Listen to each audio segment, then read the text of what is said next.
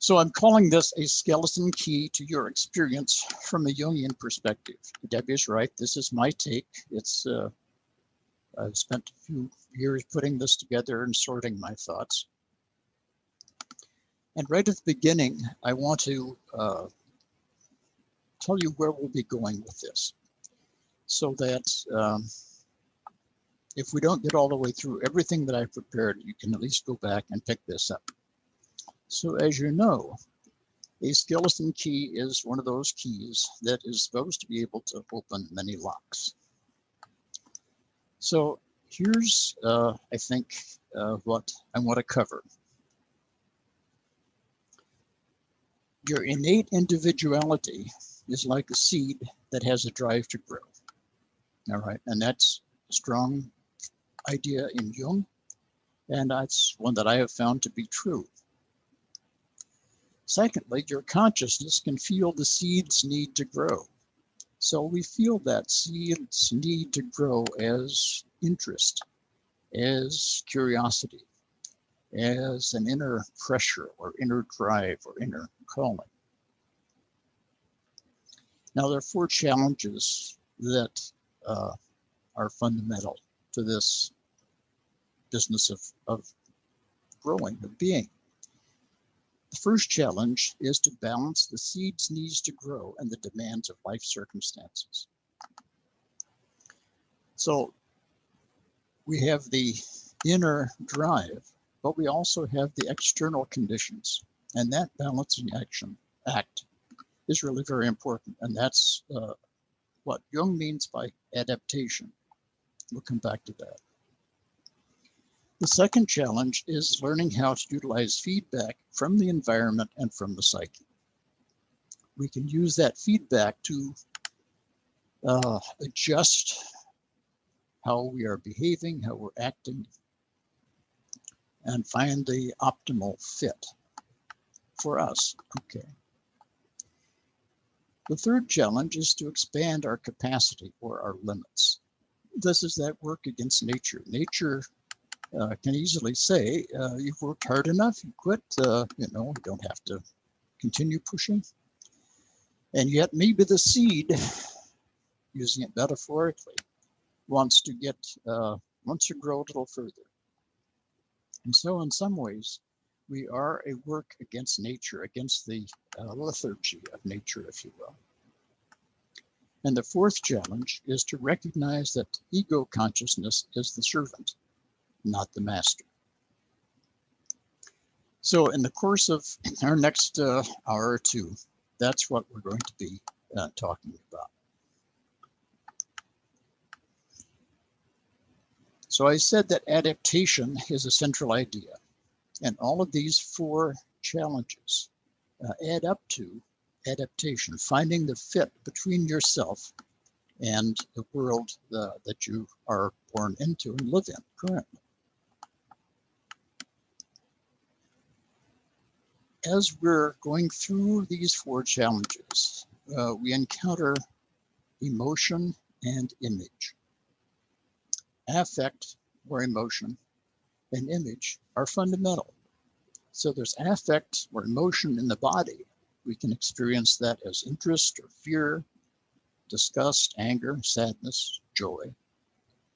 Or we can experience the image in the mind as something we perceive, so-called outside in the here and now. Or it can be remembered, an inner image, a fantasized image, an image that we dream. So affect and image are really central.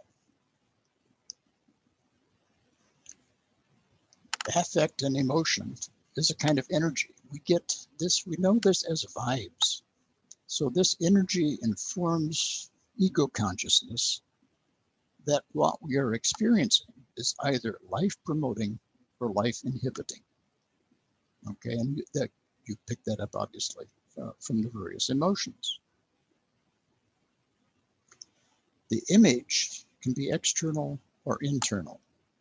It informs our consciousness that what we're perceiving is life promoting or life inhibiting. Now, in the next several slides, I think you're going to see pictures. that are illustrative. And on the left, you see pictures of an infant, and on the right, you see pictures of human beings. Obviously, on the right, this is Jung. It's a picture taken in 1946. Interest or curiosity. He's totally engrossed in the book. And you see the baby reaching out to the mother with that look of expectation and curiosity. And what's that? This is one of the primal emotions or affects. Another primal affect is fear. The wide-eyed, wrinkled brow stare. Now, these things happen, this is not something, these affects, these emotions happen to us.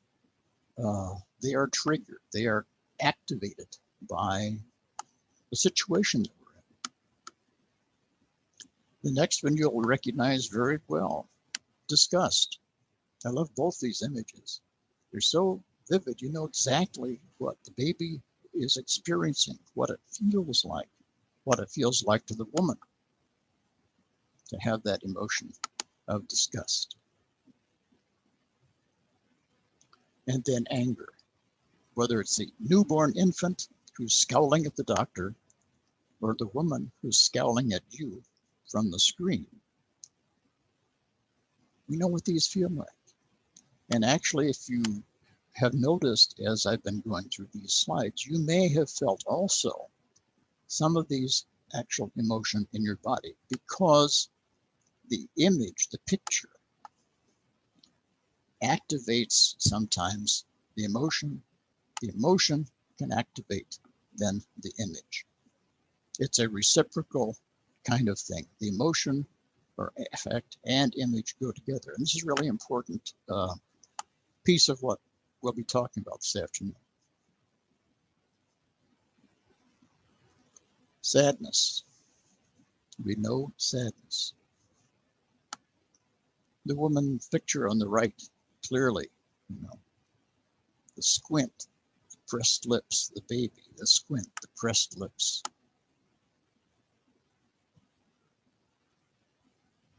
We can all imagine triggers that activate these emotions.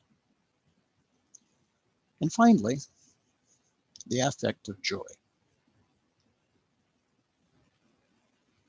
Something has happened. It's internal, it's external. It happens, the joy happens. We might want to summon joy, but we can't always pull it together when we want it. Now, there's a basic structural model that is really basic, it's really fundamental. And this is sort of what it looks like. There's energy as affect or emotion or vibes that we get, from somebody. And then there's the image. It's perceived by the senses or in memory or fantasized or it's dreamt. So energy is the central factor, if you will, that holds together various facets, various aspects of the image. That's what all the letters I around the screen are supposed to suggest.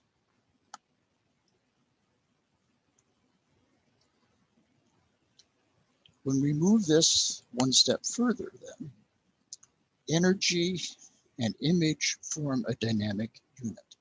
That's what we actually saw with the slides just a moment ago. So let me repeat, we experience affect or emotion in the body, and we experience image in the mind.